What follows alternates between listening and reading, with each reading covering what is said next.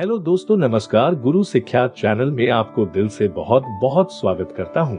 आज का कहानी आपके लिए सबसे ज्यादा महत्वपूर्ण है। कृपया आप अंत तक देखना। अगर आपके लिए ये कहानी थोड़ा सा भी महत्वपूर्ण न लगा तो वीडियो को अंत तक देखने के बाद मेरा चैनल को अनसब्सक्राइब कर देंगे। आज का कहानी का नाम क्रोध के 2 मिनट। एक युवक ने विवाह के 2 साल बाद परदेश जाकर व्यापार की इच्छा पिता से कही। पिता ने स्वीकृति दी तो वह अपनी गर्भवती पत्नी को माँ बाप के जिम्मे छोड़कर व्यापार को चला गया। परदेश में मेहनत से बहुत धन कमाया। 17 वर्ष धन कमाने में बीते गए तो संतुष्टि हुई और वापस घर लौटने की उसको इच्छा हुई। फिर पत्नी को पत्र लिखकर आने की सूचना दी और जहाज में बैठ गया। उसे जहाज में एक व्यक्ति मिला जो दुखी मन से बैठा था। सेठ ने उसकी उदासी का कारण पूछा तो उसने बताया कि इस देश में ज्ञान की कोई कद्र नहीं है। मैं यहाँ ज्ञान के सूत्र बेचने आया था पर कोई लेने को तैयार नहीं है।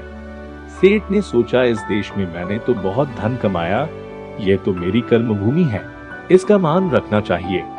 उसने ज्ञान के सूत्र खरीदने की इच्छा जताई। फिर उस व्यक्ति ने कहा, मेरे हर ज्ञान सूत्र की कीमत 500 स्वर्ण मुद्राएं हैं। सेठ को सौदा महंगा लग तो रहा था, लेकिन कर्मभूमि का मान रखने के लिए 500 मुद्राएं दे दी। व्यक्ति ने ज्ञान का पहला सूत्र दिया, कोई भी कार्य करने से पहले 2 मिनट रुककर सोच लेना। सेठ ने सूत्र अपनी किताब में लिख लिया। कई दिनों की यात्रा के बाद रात्रि के समय अपने नगर को पहुंचा।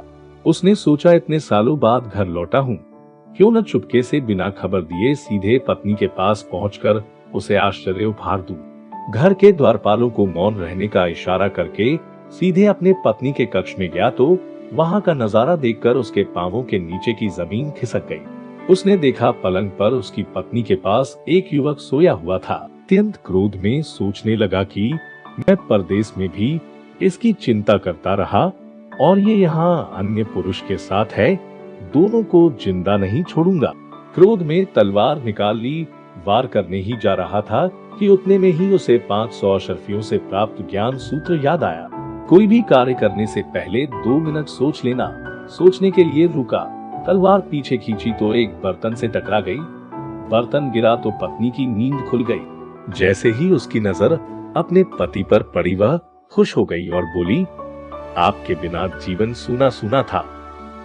इंतजार में इतने वर्ष कैसे निकाले ये मैं ही जानती हूँ। सेठ तो पलंग पर सोए पुरुष को देखकर कुपित था।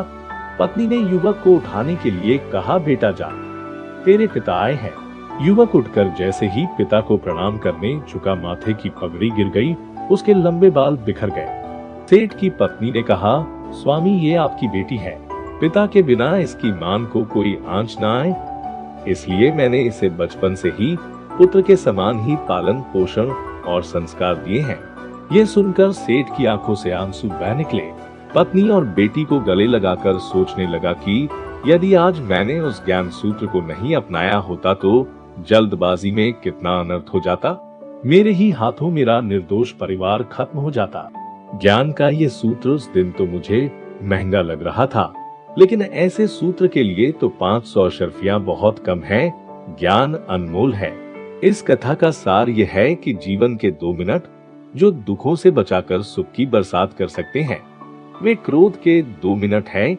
भागवत में भी यही संदेश दिया गया है।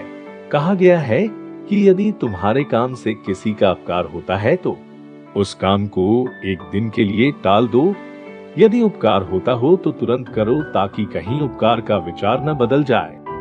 आपका बहुमूल्य समय देने के लिए धन्यवाद। अगर आपको ये कहानी अच्छा लगा तो लाइक, कमेंट, शेयर और सब्सक्राइब करना मत भूलिए।